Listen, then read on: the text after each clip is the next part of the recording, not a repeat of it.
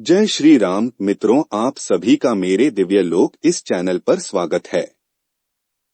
आज हम सुनेंगे पौराणिक कथा में मरते वक्त रावण ने लक्ष्मण को बताई थी ये बड़े काम की 3 बातें, आप भी जानिए। जिस समय रावण मरणासन्न अवस्था में था, उस समय भगवान श्री राम ने लक्ष्मण से कहा कि इस संसार से नीति, राजनीति और शक्ति का महान पंडित विदा ले रहा है। तुम उसके पास जाओ और उससे जीवन की कुछ ऐसी शिक्षा ले लो जो और कोई नहीं दे सकता।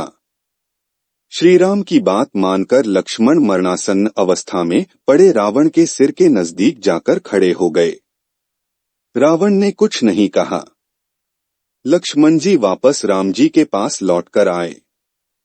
तब भगवान ने कहा कि यदि किसी से ज्ञान प्राप्त करना हो तो उसके चरणों के पास खड़े होना चाहिए, न कि सिर की ओर। यह बात सुनकर लक्ष्मण जाकर इस रावण के पैरों की ओर खड़े हो गए। उस समय महापंडित रावण ने लक्ष्मण को 3 बातें बताई जो जीवन में सफलता की कुंजी है। पहली बात जो रावण ने लक्ष्मण को बताई वह ये थी कि शुभ कार्य जितनी जल्दी होकर डालना और अशुभ को जितना टाल सकते हो टाल देना चाहिए, यानी शुभस्य शीघ्रम। मैंने श्रीराम को पहचान नहीं सका और उनकी शरण में आने में देरी कर दी, इसी कारण मेरी यह हालत हुई।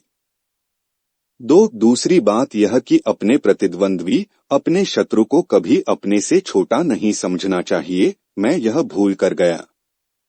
मैंने जिन्हें साधारण वानर और भालू समझा, उन्होंने मेरी पूरी सेना को नष्ट कर दिया।